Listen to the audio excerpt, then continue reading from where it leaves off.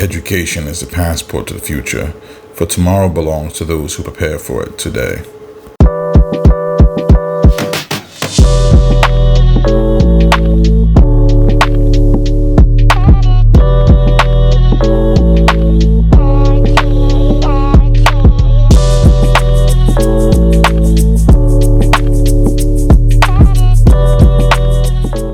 Hey guys, it's Professor Presbury back with another episode of Hey Professor, the show where we talk about all the things you wanted to know: allied health, health informatics, health information management, and healthcare administration. This is a re-record. And when I say re-record, I'm going to say literally this is my third time recording this episode. Apparently YouTube doesn't like something about the last time that I did it, and they blocked it. But we're going to move forward, right? So this episode is about programs and how colleges decide which programs to push and which programs to drop. It's about metrics. It's about a lot of things. It's actually kind of controversial. I don't want to get all weird and clickbaity. It's not controversial and to say that it's some deep, dark secret, but it's something that basically a lot of people don't have knowledge of, especially generally students. And I think it may change the way people look at it a little bit to have that knowledge, but I don't want it to be it's some clickbaity thing and this is good or this is bad, right? And like I said, I want to preface by saying that nothing I'm saying is a negative towards any particular college. As students, you guys have to realize that every college is still a business, and so therefore they have things that they have to push and things that they want to do, and a lot of that is about money. Just like as students, you guys have things you want to do, which is to move your career forward and obviously gain employment once you graduate. So I'll just start off by saying a few years ago, before I was a professor, in the career that I'm in my industry, I was a health information manager, but I worked with colleges before I worked for colleges to kind of be a liaison, to kind of let them know what kind of changes are happening in the industry, what kind of positions that we're hiring for, and what things that we're really not looking for. So a lot of times colleges will do that. They'll reach out and they'll work with people and say, hey, is this a program that, is still valuable to the community? Is this still a job that people are still doing? One such time, I was working with a college and they asked me to come on board for one of their board meetings. I was with them and they asked me about LPNs. So what we found in that area, what I found in that area was that LPNs were really not being hired anymore. We were eliminating LPNs as a position. We were eliminating them as a role. And what that meant was that, not that we didn't have a need for them per se, but not for them specifically. So we started shifting a lot of those responsibilities upwards and downwards at the same time.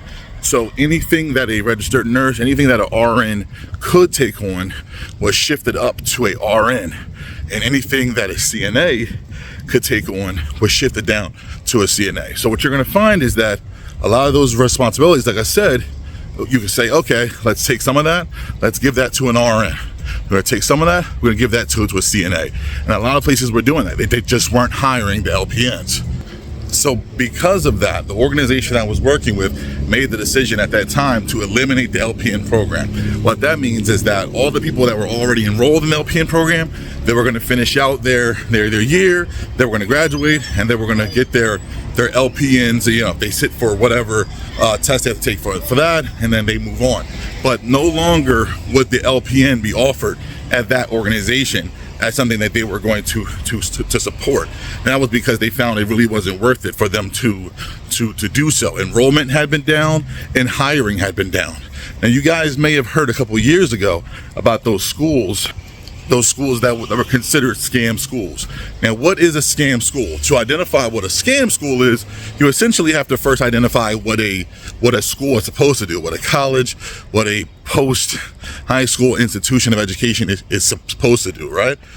So think about it, right? Anytime that a student, anytime that an adult, anybody enrolls in any kind of schooling or program post-high school graduation, they're obviously doing so with the desire to gain some kind of skill set or knowledge, be it a degree, be it a diploma, be it a certificate that will allow them to get employment in that field or increase their own ability to make, revenue, to make money for themselves, right?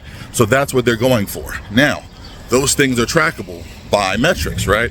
We're looking at success rates as far as people passing tests, those sorts of things. So anytime that you have people enrolling, if they are not able to graduate and get those jobs and get those types of employment that they want, that's considered bad for the organization. Every organization tracks those things, okay? So what essentially happened with those scam schools was that a lot of students were enrolling, a lot of students were going there, so they were getting business, but the results just weren't really adding up. What they found was that students that even graduated from those programs were not able to gain employment in the jobs that they wanted. You know, if they went for nursing, they weren't able to get nursing jobs. There were enough of those people that the government really started looking at those closely and said, you know, you guys are a scam because you're not able to have someone come complete the program and get employment with you. So once we've identified that and gotten that out of the way, we could go on to talk about different colleges and those programs. Every college, right, when you graduate, they'll usually say, hey, stay in touch. Hey, you know, give us an update on what you're doing. And they do that because they want to be able to follow those metrics and say that every student, you know, out of this much was successful. If they had 100 students, they had 80 that passed the test and were able to become nurses, doctors, lawyers, whatever. Now that allows them to continue to market themselves. That allows them to continue to be accredited by whatever organization backs them. That's what they need. That's what they want. Now, as I continue to explain, I kind of want to circle back and just say, this is not shady. This is not weird. This is not good or bad. It's essentially just business, right? So like I said, every organization has to track those numbers so that they can continue to exist for their own reason. It makes sense for them, for their business, for their college, for their school to continue the way that it is. So with that said, one of the courses I've taught, you know, as a health information management professional, as a professor, is coding. Intro to coding, coding courses, coding retrospectives, all those things, right? And a lot of those courses, let's say if a person's going for a CCS, right, because they want to be a coder, the organization that they are aligning with, the organization that they're going to as a school, is going to prepare them for one of two exams, maybe one of three, depending on if you're allied with AHEBA or with AAPC. So what's going to happen is, you know, you're going to basically enroll in that course so you can sit for one of those tests, with obviously the goal being that you'll pass, and that once you pass, you'll be able to get employment, right? So I was a professor at an organization, and there were two exams that a person could sit for. The organization I was teaching with, a person could either sit for the CCA or for the CCS. So we as an organization weren't really aligning to either. It was kind of a neutral thing. You could take either one. We were preparing you for either one of those, right? Again, it's nothing shady. I'm not mentioning any particular organization. So what I found was, like I said, working in the industry, we just weren't, this is what I'll say. No one was hiring for the CCA, right? You get a CCA, your chances of getting hired were very slim. And that didn't sit well with me because, like I said, I had a lot of students that were saying, oh, we're going to take the CCA, and then we're going to come back and take the CCS later, or I'm going to take the CCA and then become a coder and then go back for the CCS. Now, me working in the industry, hiring people, firing people, interviewing people, knowing that's just not something that's likely, that didn't sit well with me, because I'm saying, like, you know, I care about the outcome of my students. How does that look for them to be going for this thing that essentially won't be able to really help them? It didn't really feel right for me. So me being the person I am, you know, I spoke to my students, I made a statement, I said, hey guys, you know what? I'm not really finding that people are really hiring for the CCA. Take the CCS. I made a definitive statement, take the CCS. I actually ended up, I don't want to use the word in trouble, I don't want to use the word reprimanded.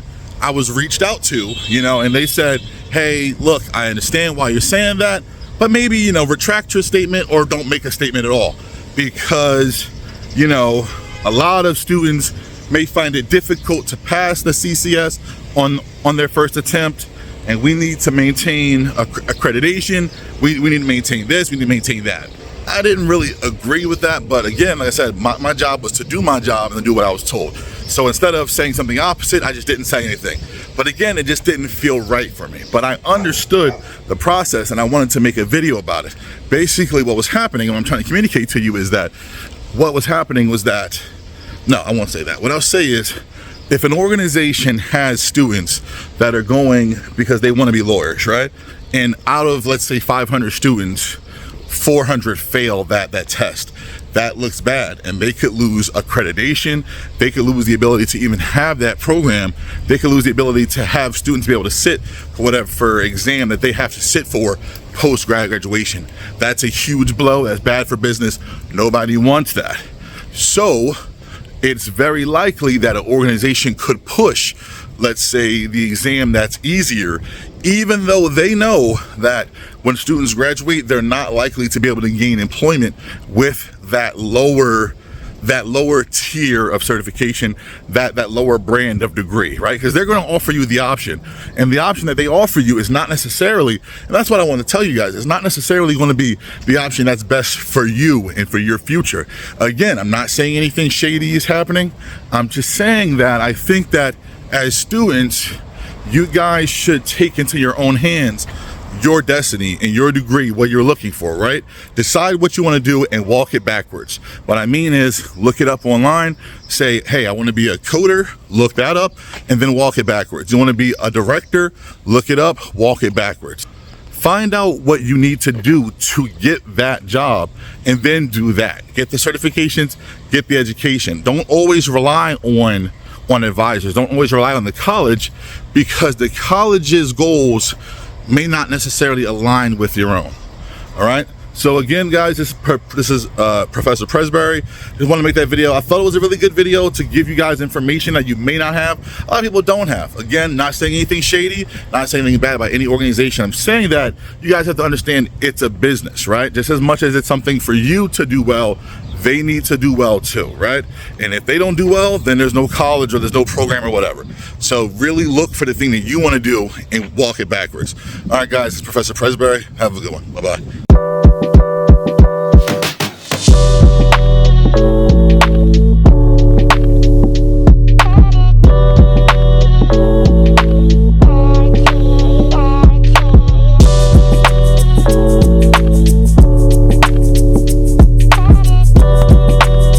Intelligence is not enough. Intelligence plus character.